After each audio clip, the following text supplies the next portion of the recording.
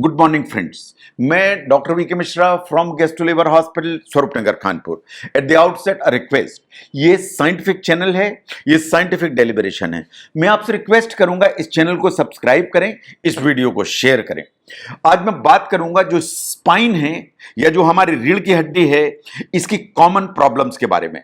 इसके पहले के वीडियो में भी हम लोगों ने कॉमन स्पाइन प्रॉब्लम्स के बारे में बात की। अगर आपने वो वीडियो नहीं देखा है तो मैं आपको रिक्वेस्ट करूंगा कि उस वीडियो को एक बार देखें, ताकि आप ये नेक्स्ट जो वीडियो है या ये वीडियो है, इसमें जो आने वाली प्रॉब्लम्स हैं उनको समझ पाएं। Now look at the spine problems. उसके पहले समझिए कि स्पाइन है क्या। आप स्ट्रेट चल सकते हैं, आप स्ट्रेट खड़े हो सकते हैं, आप स्ट्रेट बैठ सकते हैं। ये आपकी स्पाइन के चलते हैं, ये आपकी रीढ़ की हड्डी के चलते हैं। आपको अपने रीढ़ की हड्डी को धन्यवाद देना चाहिए कि आप स्ट्रेट खड़े हो सकते हैं एंड आप स्ट्रेट बैठ सकते हैं। आपका जो स्पाइन है कोई एक बोन नहीं है। हमारा जो स्पाइन है या रीढ़ की हड्डी है, उसमें बहुत छोटी छोटी बोन्स होती हैं जो नेक से लेके बिल्कुल हमारी सीट है वहां तक होती हैं। इन्हें कहते हैं वर्टिब्रा। ये जो वर्टिब्रा है वो एक दूसरे से जुड़े हुए होते हैं थ्रू द लिगामेंट्स। एंड ये जो वर्टिब्रा है ये वास्तव में इन पर हमारी बॉडी मूव करती है। एंड ये जो कॉम्बिनेशन है वर्टिब्रा का, इसे स्पाइन कहते हैं। जो स्पाइन है ये हमारे गर्दन, हमारे जो शोल्डर, हमारा हेड, हमारी अपर बॉडी, इसको पूरे को सपोर्ट करता है। तो इन पूरे के पूरे मूवमेंट्स में जो स्पाइन है बहुत इंपॉर्टेंट रोल प्ले करता है। जो स्पाइन के अंदर एक कैनाल होती है, उस कैनाल में जो है ना, जो ब्रेन से आने वाली एक पूरी का पूरा नर्व का बंडल है, जो स्पाइनल कार्ड कहते हैं, वो ट्रेवल करती है और उसमें से नर्व्स निकलती हैं जो पूरी की पूरी बॉडी को सप्लाई करती हैं। दैट्स हाउ जो हमारी बॉडी है वो ब्रेन से कनेक्टेड होती है। तो ब्रेन से निकलने वाले नर्व का जो बंडल है, जिसे स्पाइनल कार्ड कहते हैं, वो हमारी जो स्पाइन है इसके अंदर से ट्रेवल करते हुए जाती है पूरी बॉडी में। तो स्पाइन कितना इंपॉर्टेंट है तो आप इससे समझ सकते होंगे। नाउ अगर हम प्रॉब्लम्स को देखें स्पाइन की, द मोस्ट कॉमन प्रॉब्लम जो आपको सुनाई देती है कि इनकी तो डिस्क स्लिप हो गई है। जो स्लिप डिस्क है is the most common reason. जो हमारे वर्टिब्रा होते हैं, इनके प्रॉपर मूवमेंट के लिए और इनके हमें सुरक्षा के लिए दो वर्टिब्रा के बीच में एक कुशन होता है। इस कुशन को डिस्क कहते हैं। ये जो कुशन होता है ये कार्टिलेज होता है जो डिस्क कहलाता है। ये डिस्क है, इनके ऊपर से हमारे जो वर्टिब्रा है वो साइड में मूव करते हैं, ट्विस्ट कर सकते हैं, क्योंकि ये जो डिस्क है ये वास्तव में लुब्रिकेटेड होती है एंड ये स्लिपरी होती है एंड इजीली आप मूव कर सकते हैं। नाउ जैसे आपकी एज बढ़ती है, ये बात सही है कि जो डिस्क है वो ड्राई होने लगती है। अगर ये ड्राई होने लगती है और आप बहुत ज्यादा स्ट्रेस लेते हैं आप अपने स्पाइन के ऊपर या बैक के ऊपर, कभी कभी ये जो डिस्क है ये ब्रेक हो सकती है या प्रेशर के चलते स्लिप हो सकती है। ये जो ब्रेक हो जाती है, स्लिप हो जाती है, ये कभी कभी स्पाइन या स्पाइन में से निकलने वाली नर्व्स, तो स्पाइनल कॉर्ड या निकलने वाली नर्व्स, उनके ऊपर प्रेशर दे सकती है एंड प्रॉब्लम क्रिएट कर सकती है। तो ये जो इस तरह की जो डिस्क है जो वास्तव में स्लिप हो जाती है, इसे कहते हैं हर्निएटेड डिस्क। ये यूजुअली बढ़ती हुई एज में देखा जाता है एंड जब प्रेशर ज्यादा पड़ता है स्पाइन के ऊपर तो कभी कभी जो डिस्क है वो स्लिप हो जाती है, जो हर्निएटेड डिस्क के नाम से जानी जाती है। Now the second one is the sciatica. It is another term जो आपने बहुत कॉमनली सुनी होगी, करे इनको तो सियाटिका का दर्द है, इनको तो सियाटिका की प्रॉब्लम है। वो now what is sciatica? Sciatica वास्तव में लोअर पेन है या लोअर बैक में पेन है जो हमारे बॉटम से होता हुआ एक पांव में नीचे की तरफ जाता है, बिल्कुल तलवे तक चला जाता है। तो बैक से पेन स्टार्ट हुआ, एक पांव में गया, पूरे के पूरे पांव में गया और इतना गया कि पांव के तलवे तक चला गया या फुट तक चला गया। This is basically sciatica. ये जो प्रॉब्लम है एक नर्व होती है जिसे सियाटिक नर्व कहते हैं, उसके चलते होती है। जो सियाटिका है वो अपने आप में सियाटिक नर्व की प्रॉब्लम नहीं है, मतलब दर्द सियाटिक नर्व के चलते आया, लेकिन सियाटिक नर्व में जो प्रॉब्लम आ रही वो बहुत सारे कारणों से आ सकती है। एक डिस्क अगर स्लिप हुई तो आपकी सियाटिक नर्व के ऊपर प्रेशर दे सकती है। बोन में कोई स्पर हुआ वो सियाटिक के नर्व के ऊपर प्रेशर दे सकता है। स्पाइन में कोई दूसरी प्रॉब्लम हुई वो आपकी सियाटिक नर्व के ऊपर प्रेशर दे सकती है। तो कोई भी ऐसा कारण जो सियाटिक नर्व के ऊपर प्रेशर दे रहा है, सियाटिक नर्व को इरिटेट कर रहा है, तो उसके चलते इस तरह की प्रॉब्लम या सियाटिका डेवलप हो जाता है। बस एक ही चीज समझने की है सियाटिका के बारे में, 99% सियाटिका एक ही पांव में होता है। मान लीजिए दाएं पांव में हुआ तो कमर से दर्द चालू होगा, बाहर पीछे का जो बटक्स हैं या ग्लूटियल रीजन है उसमें जाएगा, पांव में पीछे की तरफ से लेके बिल्कुल तलवे तक जाएगा, इन फुट तक जाके जो है सिम्टम्स देगा। ये वास्तव में सियाटिका इस तरह की प्रॉब्लम लेके चलता है। The next one is the कार्डा इक्वाइना सिंड्रोम। इसको आपको समझने की जरूरत है। ये जो नर्व के जो एक बंच होता है जो बिल्कुल स्पाइन के सबसे नीचे होता है, जैसा आपको फोटोग्राफ में दिखाई दिया, ये यहां से निकलता है और यहां से निकल के पेल्विक के ऑर्गन्स इन लोअर लिम्स या लेग्स इनको सप्लाई करता है। जो पेल्विक के ऑर्गन्स को सप्लाई करेगा तो ये आपकी पेशाब की थैली या ब्लैडर को सप्लाई करेगा, आपकी बड़ी आंत या रेक्टम या इंटरनल स्फिंक्टर उसको सप्लाई करेगा, और इसके नर्व्स नीचे जाएंगी तो पांव को सप्लाई करेंगी। नो अगर इस एरिया में कोई भी प्रॉब्लम होगी तो ये जो नर्व्स जो आपके बावल, आपके ब्लैडर, आपके लेग्स इनको सप्लाई कर रही हैं, इनमें प्रॉब्लम खड़ी हो जाएगी। नो ऐसा नहीं है कि कार्डा इक्वाइना अपने आप में प्रॉब्लम है। ये जो नर्व का बंडल है ये डैमेज हो सकता है बिकॉज ऑफ मेनी रीजंस। इनमें से डिस्क का जो एक हर्निएटेड डिस्क है या स्लिप डिस्क है is the most common reason. अगर कोई फ्रैक्चर यहां पे डेवलप हो गया, से फॉर एग्जांपल आप गिर गए, उसके चलते ये ऐसा थंप लगने से कोई डैमेज हुआ, इट इज अनदर रीजन। या कोई भी इंफेक्शन है या और कोई प्रॉब्लम है, उसके चलते कोई भी प्रेशर इस ग्रुप में अगर नर्व्स में आएगा तो कार्डा इक्वाइना सिंड्रोम डेवलप हो जाएगा। ये बहुत कॉमन नहीं है but it's a very dangerous element. Dangerous in the sense कि ये जो ग्रुप ऑफ नर्व्स हैं ये बहुत इंपॉर्टेंट नर्व्स हैं, क्योंकि ये अगर डैमेज हुआ तो पांव में असर आएगा, आपका जो यूरिन का ब्लैडर एंड पेशाब की थैली है, जो पेशाब आप करते हैं, यूरिन करते हैं, उसमें प्रॉब्लम खड़ी होगी।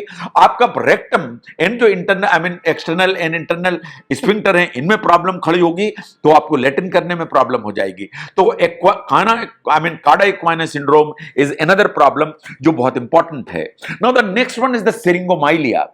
नॉट वेरी कॉमन बट कभी कभी जो हमारी स्पाइनल कार्ड है उसके अंदर छोटी छोटी सी सिस्ट डेवलप हो जाती हैं जिनमें फ्लूइड भरा हुआ होता है, इन्हें कहते हैं सिरिंग्स। तो इसलिए इस बीमारी का नाम पड़ा सिरिंगोमाइलिया। अगर ये छोटी छोटी हैं तो ये एसिम्प्टोमेटिक रह सकती हैं, कोई प्रॉब्लम नहीं करती हैं, लेकिन अगर ये कभी बड़ी हुई तो वास्तव में ये जो स्पाइनल कार्ड है इसके ऊपर प्रेशर डालती हैं एंड स्पाइनल कार्ड के प्रेशर के चलते बहुत सारे सिम्टम्स लेके आती हैं, क्योंकि ये स्पाइनल कार्ड को डैमेज करने की ताकत रखती हैं।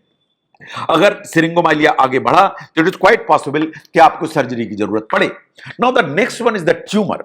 अगर कोई भी जो वर्टिब्रा में ट्यूमर हुए तो ये जो ट्यूमर हैं वास्तव में स्पाइनल कार्ड के ऊपर प्रेशर दे सकते हैं, स्पाइनल कार्ड को डैमेज कर सकते हैं एंड बहुत सारे सिम्टम्स लेके आ सकते हैं।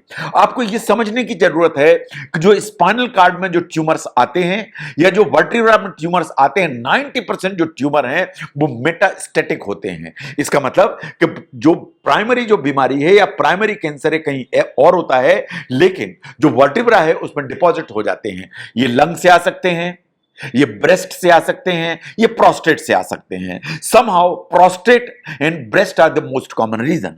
तो जो मेटास्टेटिक डिपॉजिट्स होते हैं वर्टिब्रा में या स्पाइन है, ये वास्तव में सबसे ज्यादा कॉमन है। जो प्राइमरी ट्यूमर्स हैं they are not that common. कभी कभी नॉन कैंसरस ट्यूमर भी वर्टिब्रा में डेवलप हो जाते हैं जो इसी तरह की प्रॉब्लम क्रिएट कर सकते हैं। नाउ अगर हम ट्यूमर्स को ध्यान से देखें, the most common presentation would be the pain, और over a period of time ये जो ट्यूमर्स हैं ये हमारे जो स्पाइनल कार्ड है उसके ऊपर प्रेशर डालते हैं, और इसके ऊपर प्रेशर डाला तो जो स्पाइनल कार्ड की जो प्रॉब्लम है उसके जो सिम्टम्स आते हैं वो आना चालू हो जाएंगे, चाहे वो नर्व के पेन हो, चाहे टिंगलिंग हो, नमनेस हो, मसल वीकनेस हो, मसल वेस्टिंग हो। जो स्पाइनल कार्ड के जो प्रेशर के सिम्टम्स हैं वो आपको दिखाई देने लगेंगे। Now look at the broken neck और बैक। ये जो एक्सीडेंट्स होते हैं या इंजरीज होती हैं, ये बात बिल्कुल सही है। सबसे ज्यादा जो affected area is basically the neck. कोई भी चोट लगेगी तो नेक बोन सबसे ज्यादा अफेक्टेड होती है।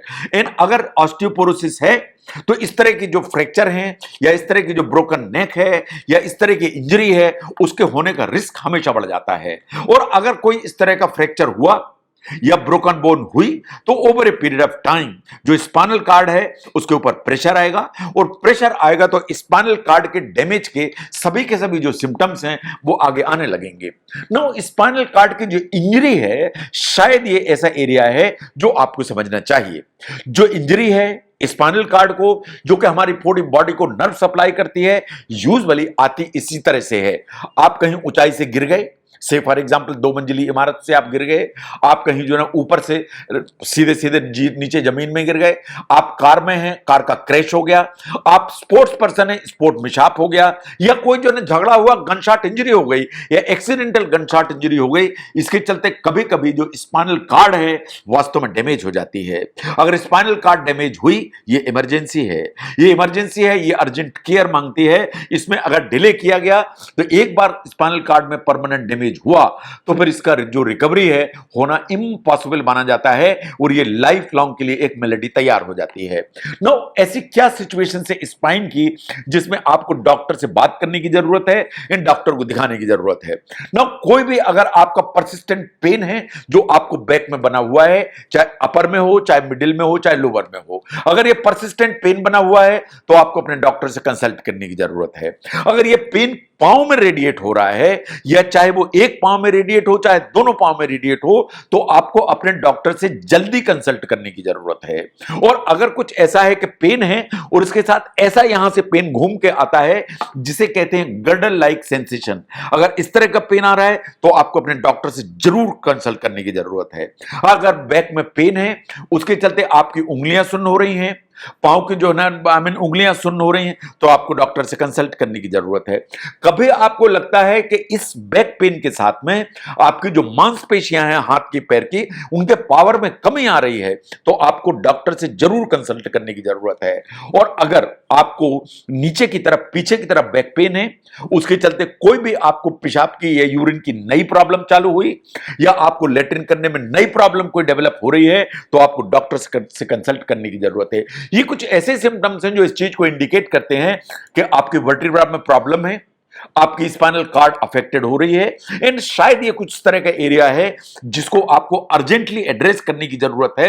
अगर आप नहीं करेंगे तो ये problem over a period of time बढ़ भी जाएगी एंड इसको फिर ठीक करना मुश्किल भी हो जाएगा।